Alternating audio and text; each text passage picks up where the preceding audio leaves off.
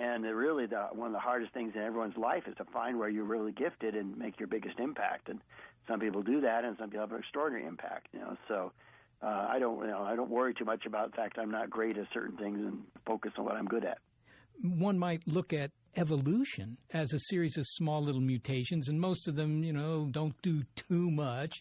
But every now and again, you might get a mutation that's at the tail of the distribution in terms of its effect. And that right. the fact that we have, all these life forms on Earth today could be the result of all these tail of the distribution mutations rather than the daily grind of mutations.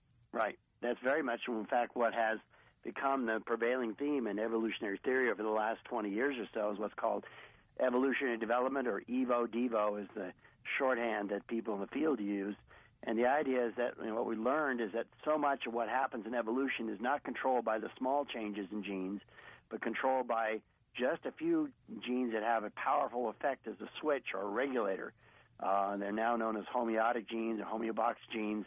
They are ones that switch on entire portions of the body plan. And so, especially, for example, in an insect, you can switch on a limb and turn it into an antenna or turn it into a mouth part with a very, very small change in one key gene. You get a gigantic effect.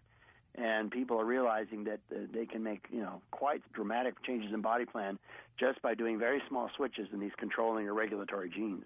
How do we regard the tail of the distribution events if we can kind of see them coming? I'm thinking of something like Hurricane Katrina. Yes, right. That it was a rare hurricane in terms of its force and where it landed and all that. But on the other hand, we see hurricanes many times every year.